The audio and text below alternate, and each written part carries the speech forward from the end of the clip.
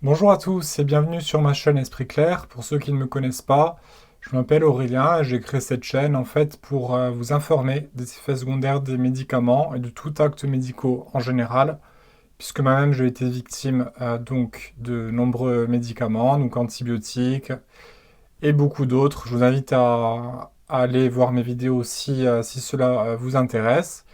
Et aujourd'hui, j'ai décidé de vous parler donc de la finastéride et plus particulièrement du post-finastéride syndrome, donc du syndrome post-finastéride en français, donc qui est un syndrome qui se produit suite à la prise donc de la finastéride.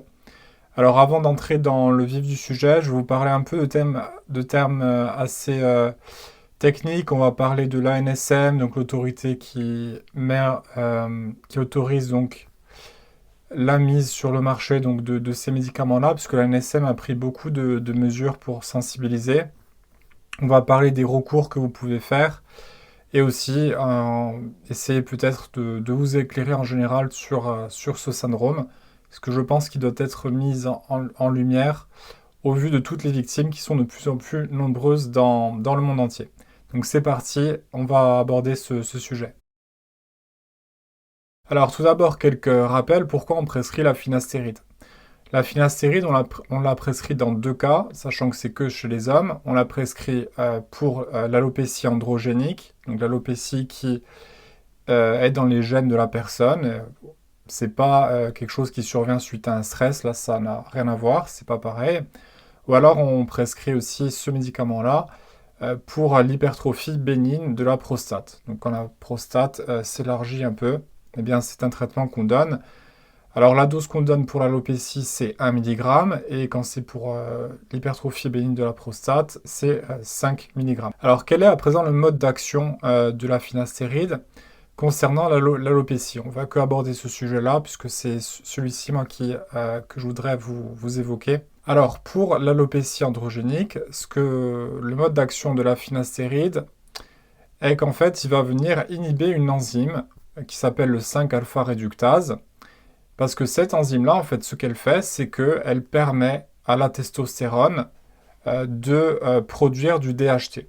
Et c'est le DHT, en fait, qui est responsable de l'alopécie chez les hommes. Le DHT, ils sont sur les follicules pileux, et donc principalement sur les tempes et au sommet du crâne.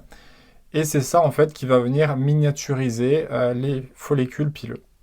Donc, en diminuant la DHT, enfin, du moins, en diminuant ou en inhibant l'enzyme 5-alpha réductase, on vient de facto diminuer le taux de DHT et donc la chute capillaire. Donc ça, c'était le rappel donc, pour le mode d'action de la finastéride. Alors tout ça, c'est bien beau, mais concrètement, qu'est-ce que ça vient faire? Donc, comment ça se fait qu'on peut avoir un post-finastéroïde syndrome?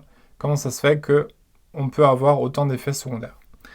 Alors, on pense qu'il y a un dérèglement. Le fait de venir diminuer le taux de DHT, ça va créer un dérèglement hormonal ou, bon, on ne sait pas encore les raisons exactes. Quoi qu'il en soit, il va se passer beaucoup de choses quand on touche à la testostérone, à la DHT. Je veux dire, c'est hormonal tout ça, on ne sait pas trop ce qui se passe, mais les conséquences peuvent être dramatiques. Donc je vais à présent vous expliquer donc qu'est-ce que le post-finastéride syndrome. Donc c'est un syndrome donc on s'est rendu compte assez récemment. Au début, on ne comprenait pas trop et à force que les victimes parlent, d'ailleurs, je vous encourage à le faire si vous êtes concerné.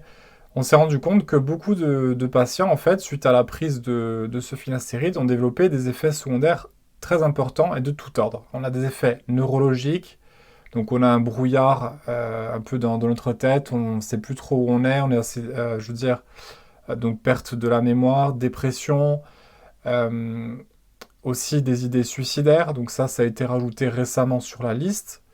Donc des idées suicidaires, on a aussi une atrophie musculaire et aussi des troubles sexuels. Donc on a aussi une atrophie sexuelle, enfin on a beaucoup de symptômes de tout ordre. Et donc c'est ça le syndrome post-finastéride. Et ce syndrome-là, malheureusement, ne dure pas une semaine, 2 semaines, mais s'échelonne sur des mois, voire des années. On pense aussi que certains vont rester malheureusement à vie, puisque ça touche à l'épigénétique, donc ça touche vraiment à l'ADN. Et c'est pour cela que depuis notamment 2019, l'ANSM, donc qui est l'autorité qui décide ou non si un médicament peut être mis sur le marché ou non, euh, a commencé, suite aux nombreuses déclarations d'effets secondaires des patients, à s'intéresser à ce problème. Et depuis 2019, elle essaie de sensibiliser tant les patients que les médecins. Alors concrètement, l'ANSM a publié une fiche où elle informe bien aux patients de prendre certaines mesures et de bien réfléchir avant de prendre ce médicament.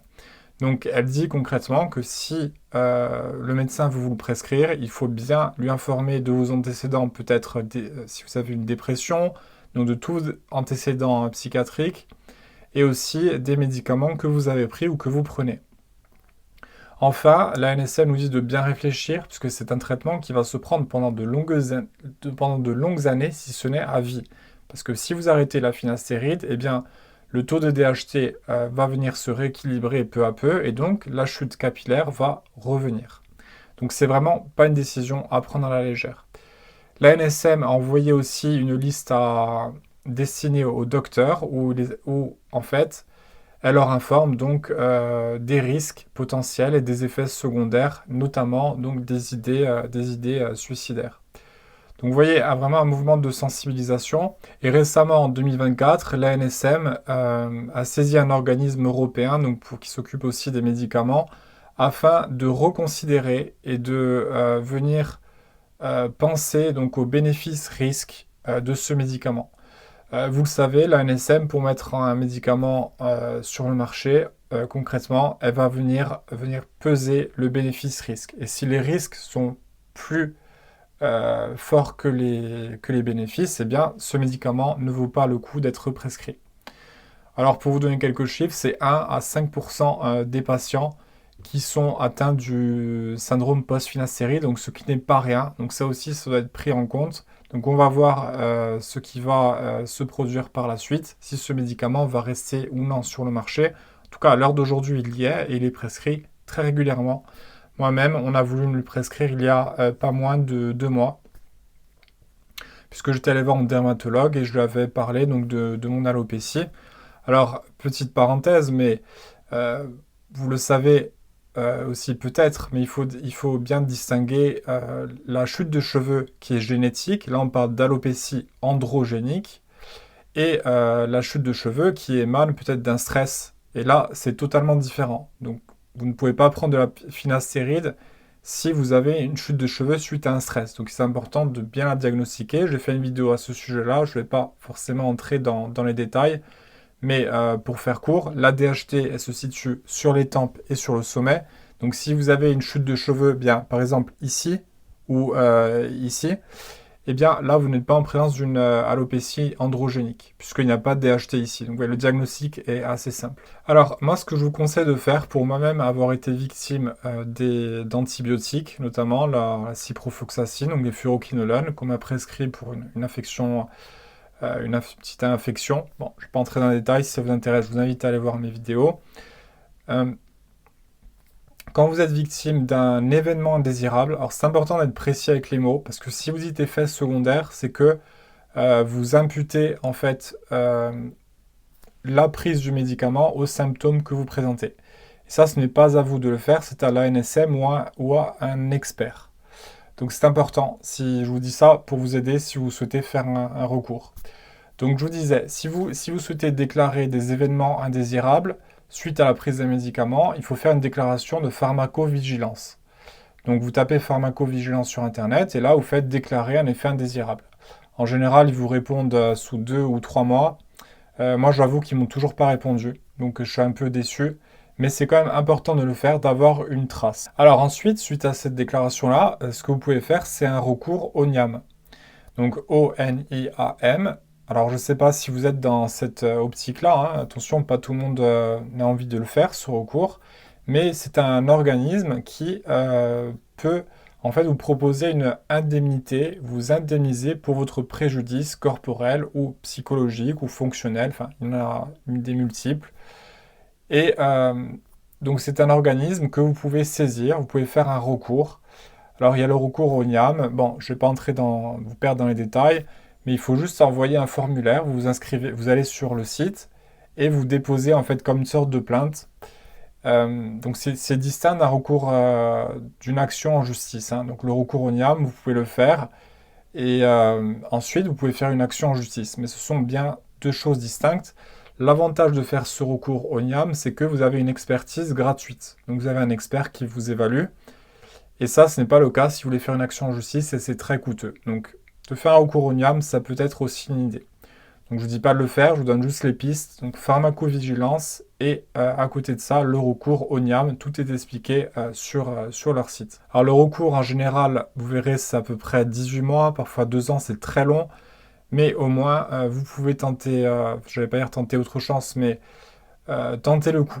Je pense que c'est important quand on a un préjudice, rien que qu'un organisme compétent avec un corps médical le reconnaissent. Je pense que c'est très important parce qu'il n'y a rien de pire que de ne pas se faire entendre et surtout qu'on dénie et qu'on nie votre situation. Il n'y a rien de pire que d'aller chez un médecin, de dire voilà j'ai ça et qu'on me dise c'est dans votre tête. Voilà, ça existe.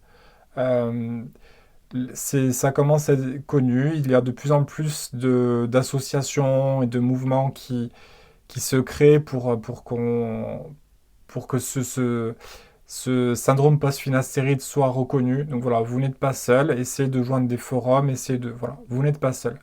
Donc le fait de faire un recours et qu'on reconnaisse votre situation de victime d'un effet indésirable d'un médicament, ça peut être très important dans votre reconstruction. Donc à voir, ça c'est à vous de réfléchir, puisque après le risque aussi c'est de ne jamais tourner la page, parce que ça peut durer assez longtemps. Donc ça c'est bien à vous d'évaluer là encore le bénéfice-risque. Alors concernant les solutions, je vous l'ai dit tout à l'heure, malheureusement, déjà on ne sait pas combien de temps ça dure, et puis il n'y a pas de vraies solutions aujourd'hui qui sont scientifiquement approuvées. Donc, bon, alors il y a des TCC à faire, donc des thérapies, tout ça, mais c'est pas ça qui va venir solutionner ce problème qui est assez complexe. Donc, moi, je vous invite là à voir avec votre médecin, savoir si vous pouvez discuter de solutions thérapeutiques. Mais malheureusement, à ce jour, il n'existe pas de traitement. Je pense, pour moi-même avoir vécu pléthore d'effets secondaires de médicaments, que en fait, le meilleur facteur, c'est le temps, le sommeil et le sport. Mais voilà, ça me regarde. Parce que j'ai essayé plein de compléments, tout ça, ça n'a pas trop marché. Là aussi, j'ai fait une vidéo là-dessus. Je vous invite à aller la voir si vous-même vous vous intéressez à prendre des compléments ou pas. Alors aussi, je vous rappelle, petit détail important, mais vous le savez peut-être aussi, mais la loi Kouchner prévoit que qu'un médecin vous donne un médicament, qu'il vous informe de tous les effets secondaires possibles. Donc là, si votre consentement n'a pas été libre et éclairé, libre c'est-à-dire qu'on ne vous a pas contraint, et éclairé c'est-à-dire que vous avez toutes les informations au moment de la prescription du médicament, et bien là, c'est important de le signaler donc lorsque vous ferez votre recours. Et d'ailleurs, si vous souhaitez faire votre recours au NIAM, je ne l'ai pas précisé tout à l'heure, mais il faut bien sûr avoir un dossier bien étayé, avoir les comptes rendus médicaux, avoir l'ordonnance, avoir eh bien, tous les médecins que vous êtes allés voir par la suite pour aux plaintes de vos symptômes. Voilà, tout ça, il faut bien le mettre dans un dossier que ensuite vous transmettrez à l'ONIAM. En droit, pour prouver un préjudice, il faut un fait générateur. Le fait générateur, donc c'est la prescription. Il faut ensuite un préjudice. Et entre le préjudice et le fait générateur, il faut un lien de causalité. Donc il faut arriver à prouver que le préjudice donc, résulte bien du fait générateur, à savoir ici la prescription de la finastéride. Voilà, donc j'espère avoir vous donné tous les éléments en main. J'espère que voilà, si vous êtes concerné par ce syndrome, je vous souhaite bon courage. Je sais que c'est dramatique de subir ça. Et si on veut l'éviter, ben, le mieux c'est d'être informé. Alors peut-être que vous voyez cette vidéo, que vous n'êtes pas vous-même victime, et peut-être que, voilà, à force de voir, à force d'entendre le témoignage, à force de vous informer, eh bien, tout cela, plus on sait de choses, moins je pense on est susceptible de faire d'erreurs. Je pense qu'il faut, dans le domaine médical, bien se renseigner, bien lire avant de prendre un traitement, puisque voilà, tous les traitements ont des potentiels effets secondaires. Donc il faut vraiment être vigilant. Voilà, donc si cette vidéo vous a plu, n'hésitez pas à vous abonner à la chaîne, à mettre un pouce bleu, à commenter. Et moi, je vous dis à bientôt dans d'autres vidéos.